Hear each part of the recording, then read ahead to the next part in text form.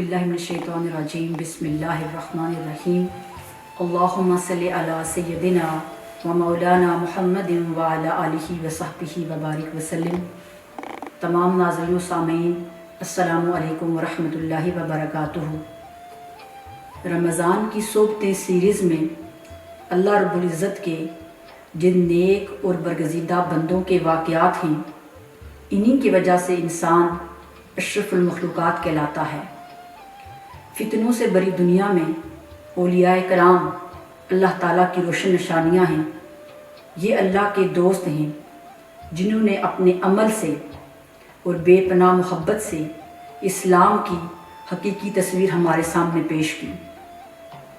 औलियाए कराम और सूफियाए कराम वो हस्तियाँ हैं कि जिन्होंने लोगों के दिलों में अल्लाह और उसके रसूल सल्लल्लाहु अलैहि वसल्लम की मोहब्बत डालने में अहम किरदार अदा किया। ये लोग इज्ज़ और इंकिसारी के पैकर थे।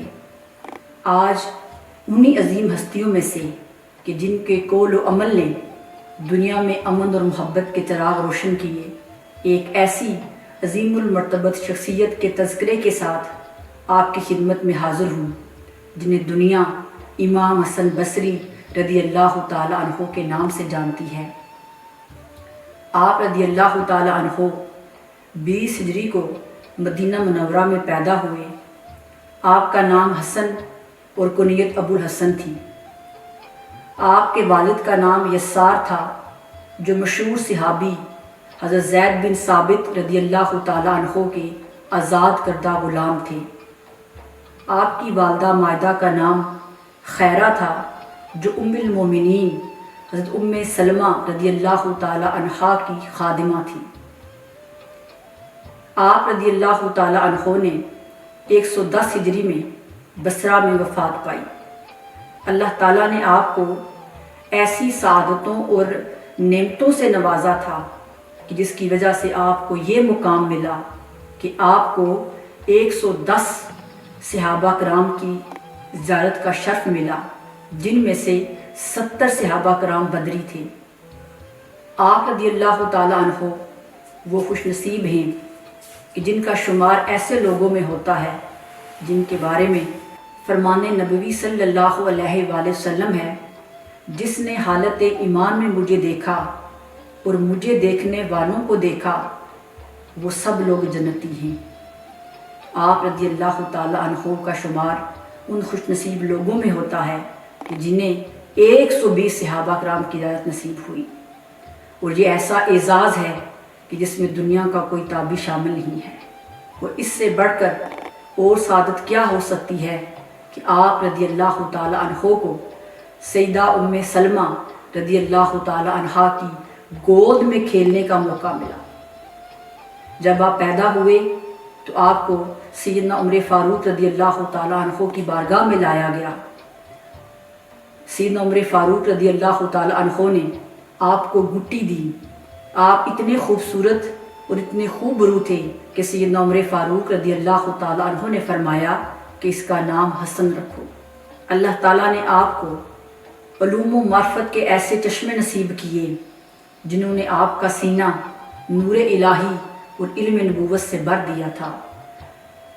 आप रदी अल्लाह ताला अन्हो को सैयदना मौला अली करमुल्ला वजहो शेर खुदा बाबे मदीनतुल इल्म की सोबत में बैठने का मौका मिला, जिन्होंने बरह रास्त इल्म नबूवत का फैज़ आपके सीने में मुंतकिल किया। और उनके पुरनूर सीना अतहर से इल्म के वो दरिया, वो समंदर आपको मिले जिससे आपने एक पूरी दुनिया और जहान को सैराब किया। आप रदी अल्लाह ताला अन्हो इल्म का ऐसा मीनार थे जिसने पूरी दुनिया के दिलों को मुनव्वर किया। आप रदी अल्लाह ताला अन्हो मुफस्सिर कुरान भी थे और इमामुल मुहद्दिसीन भी थे। दुनिया में तसव्वुफ़ और रूहानियत के जितने भी सलासल हैं, जैसे सिलसिला कादरिया, सिलसिला नक्शबंदिया, सिलसिला सोहरवर्दिया, सिलसिला शाज़लिया और भी जितने सलासल हैं, आप उन सब के इमाम हैं। हज़रत इमाम हसन बसरी रदी अल्लाह ताला अन्हो के मुकाम व मर्तबे का क्या कहना کہ جن کے بارے میں سیدنا امام باقر علیہ السلام نے فرمایا کہ جب یہ گفتگو فرماتے ہیں تو ایسا لگتا ہے جیسے انبیاء کرام گفتگو فرما رہے ہوں۔ ان کے الفاظ اور اقوال انبیاء کرام کے الفاظ سے مشابہ ہوتے ہیں، اور آپ علم و فضل اور سیرت و کردار اور نور الہی کے اس بلند مقام پر فائز تھے، اور اللہ تعالیٰ نے آپ پر انعامات کی ایسی بارش کر رکھی تھی، اور آپ کا سینہ نور الہی سے اتنا بھرا ہوا تھا۔ ایک بار آپ اپنے ساتھیوں کے ساتھ حج پر جا رہے تھے، راستے میں آپ کے ساتھیوں کو پیسوں کی ضرورت پڑ گئی، وہ پریشان ہو گئے۔ آپ رضی اللہ تعالیٰ عنہ نے ان سے کہا پریشان نہ ہوں، یہ لو کھجوریں کھاؤ۔ جب آپ کے ساتھیوں نے کھجوریں کھائیں اور کھجوریں کھانے کے بعد جب گٹھلی اپنے ہاتھ پر رکھی تو کیا دیکھا کہ تمام کی تمام گٹھلیاں سونے کی بن چکی تھیں۔ ناظرین کرام، یہ ولایت کے اس درجے پر فائز تھے کہ آپ پتھر اور مٹی کو بھی سونا بنا سکتے تھے، یہ آپ کے لیے معمولی بات تھی۔ آپ رضی اللہ تعالیٰ عنہ تقوی و طہارت اور پاکیزگی کے ایسے پیکر تھے کہ آپ 70 سال باوضو رہے، اور آپ کی زندگی میں ایک لمحہ بھی ایسا نہ آیا جس میں آپ بے وضو رہے ہوں۔ آپ کی سیرت، آپ کا کردار، آپ کا مقام اتنا بلند ہے کہ آپ ولایت کے امام بنے۔ آپ رضی اللہ تعالی عنہ میں زہد و تقوی، اللہ سے محبت، خشیت الہی اور آخرت کا خوف کوٹ کوٹ کر بھرا ہوا تھا۔ آپ رضی اللہ تعالی عنہ علم تصوف کے بانی تھے۔ آپ رضی اللہ تعالیٰ عنہ کی تعلیمات میں فکر آخرت اور عمل پر بہت زیادہ فوکس کیا گیا تھا۔ یوں تو آپ کی ذات کے اندر تمام اخلاقی اور روحانی صفات اعلیٰ درجہ پر موجود تھی، مگر آپ صدق و وفا اور اخلاص کے اعلیٰ درجے پر فائز تھے۔ آپ رضی اللہ تعالیٰ عنہ کی خدمت میں ایک دیہاتی آیا، اس نے عرض کی کہ مجھے کچھ دین کی باتیں بتائیں۔ سیدنا امام حسن بصری رضی اللہ تعالی عنہ نے فرمایا صبر 2 طرح کا ہوتا ہے۔ پہلا صبر یہ ہے کہ مصیبت اور بلا پر صبر کرنا، یعنی اللہ تعالیٰ کی طرف سے جو بھی آزمائش آئے اسے برداشت کرنا۔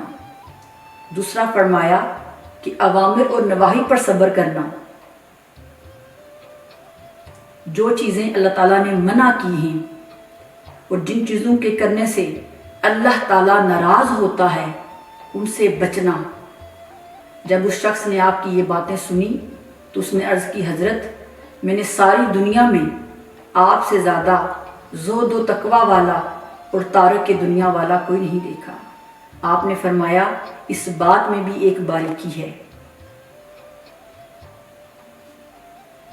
اگر میں اچھے اور نیک اعمال اس نیت سے کرتا ہوں کہ مجھے اچھے اور نیک اعمال پر جنت ملے تو یہ صبر نہیں ہے۔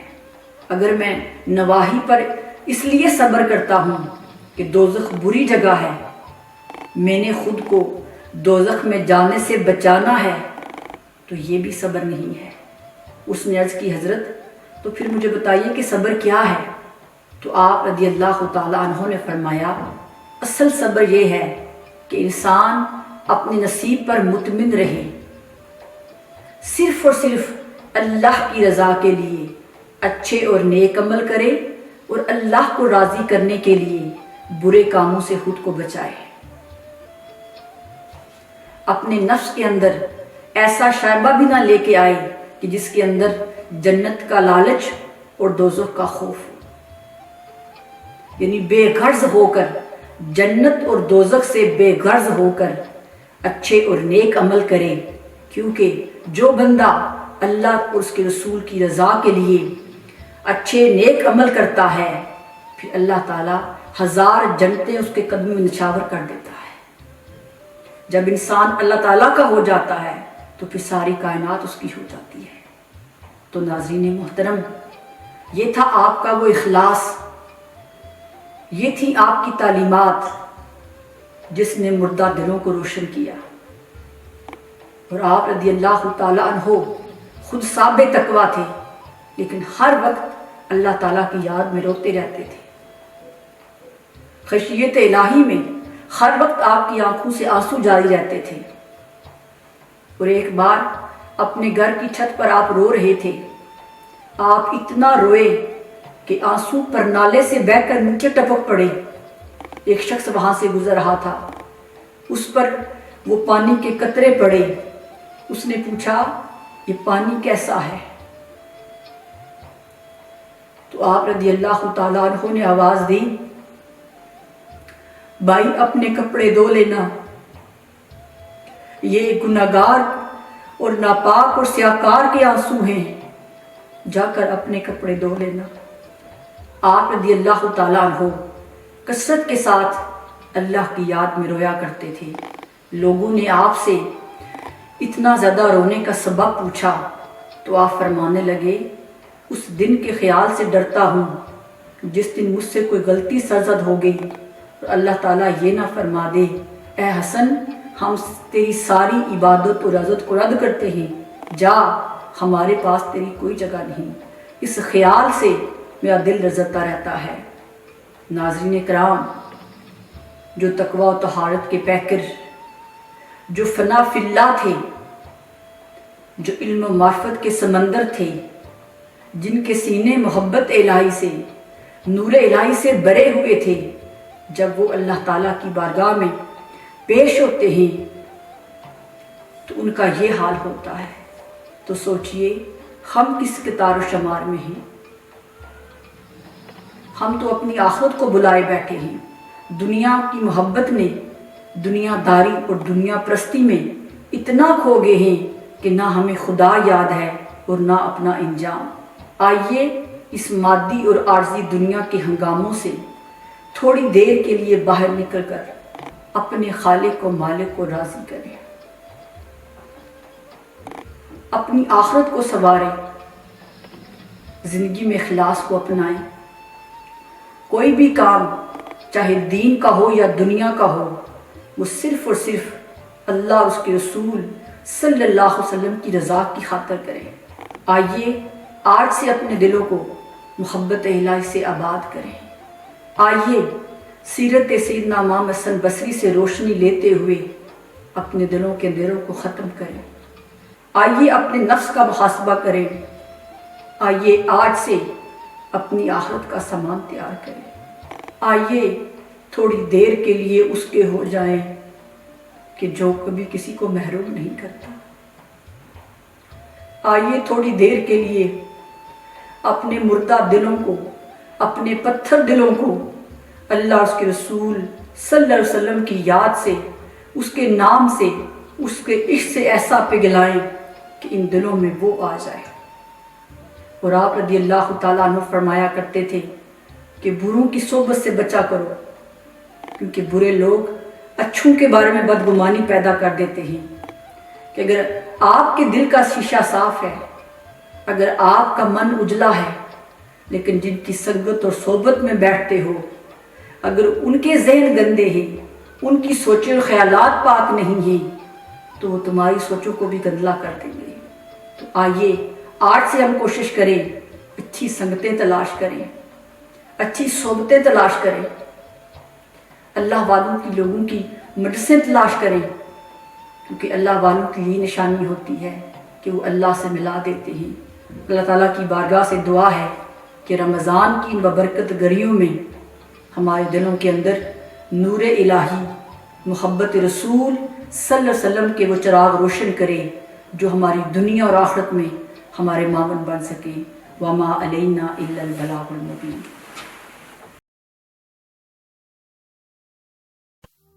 کرونا وائرس کووڈ-19 کی موجودہ کرٹیکل سچویشن سے آپ سب بخوبی آگاہ ہیں۔ مشکل کی اس گھڑی میں دکھی، لاچار اور بے بس لوگ ہماری مدد کے منتظر ہیں۔ منہاج ویلفیئر فاؤنڈیشن ناروے دن رات دکھی انسانیت کی خدمت میں مصروف ہے۔ آئیے مشکل کی اس گھڑی میں اپنے زکوٰۃ، صدقات منہاج ویلفیئر فاؤنڈیشن کے فوڈ بینک میں جمع کروائیں۔ آئیے نیکیوں کے ایک سفر میں ہمارا ساتھ دیجیے تاکہ حقداروں تک ان کا حصہ پہنچے۔ بہت شکریہ۔